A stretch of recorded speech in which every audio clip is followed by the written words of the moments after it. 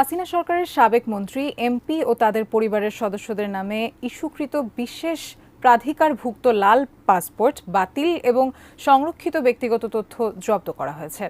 এছাড়া বাতিল পাসপোর্ট ব্যবহার করে তারা যাতে বাংলাদেশ ত্যাগ বা তৃতীয় কোনো দেশ ভ্রমণ করতে না পারেন সে বিষয়ে কঠোর নজরদারির নির্দেশ দিয়েছে স্বরাষ্ট্র মন্ত্রণালয়। এ পর্যন্ত বিগত সরকারের হাই প্রোফাইল 589 জনের পাসপোর্ট বাতিল হয়েছে বলে জানা গেছে।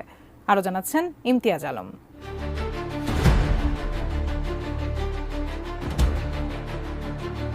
5 আগস্ট আওয়ামী সরকারের পতনের পর শেখ হাসিনা ভারতে কী মর্যাদায় অবস্থান করছেন এমন সংবাদ গণমাধ্যমে প্রকাশের পর থেকেই বিগত সরকারের কর্তা ব্যক্তিদের পাসপোর্টের বিষয়টি আলোচনায় আসে।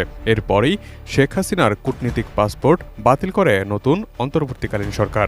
এবার সাবেক মন্ত্রী, এমপি ও তাদের পরিবারের সদস্য মিলিয়ে এ পর্যন্ত 589 জনের পাসপোর্ট বাতিল করা হয়েছে এমন তথ্য উঠে এসেছে দেশের প্রথম সারির একটি জাতীয় দৈনিকের প্রতিবেদনে।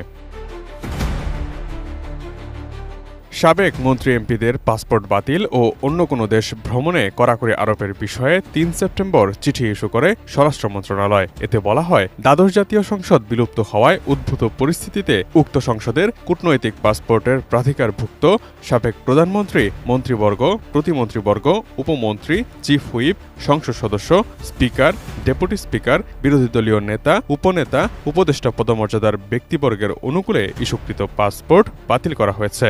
উক্ত বাতিল পাসপোর্ট ব্যবহার করে যাতে কেউ বাংলাদেশ হতে বিদেশে বা বিদেশ হতে তৃতীয় কোনো দেশে ভ্রমণ করতে না পারেন সেই লক্ষ্যে প্রয়োজনীয় ব্যবস্থা গ্রহণের জন্য নির্দেশক্রমে অনুরোধ করা হয়।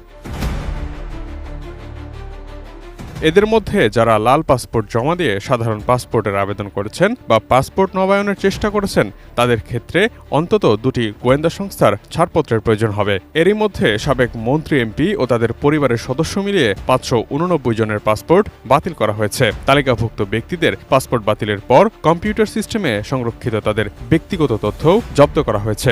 ফলে এদের মধ্যে কেউ পাসপোর্ট প্রতিস্থাপন বা নবায়নের চেষ্টা করলে আবেদন স্বয়ংক্রিয়ভাবে প্রত্যাখ্যান হচ্ছে বলে জানানো হয়েছে প্রতিবেদনে। এটা তো প্রাণ আচার, আমাকে একটু দিস। ঠিক যেন ঘরের আচার, প্রাণ আচার।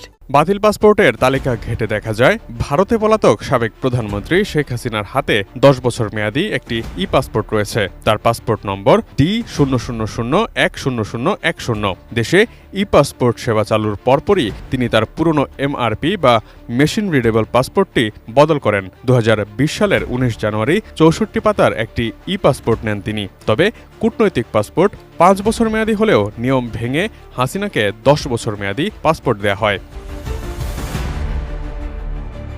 সংশ্লিষ্টরা বলছেন, পাসপোর্ট বাতিলের পদক্ষেপের ফলে শেখ হাসিনা সহ ইতোমধ্যেই যারা সীমান্ত অতিক্রম করতে সক্ষম হয়েছেন তাদের পক্ষে বিদেশের মাটিতে নির্বিঘ্ন চলাচল করা কঠিন হয়ে পড়বে।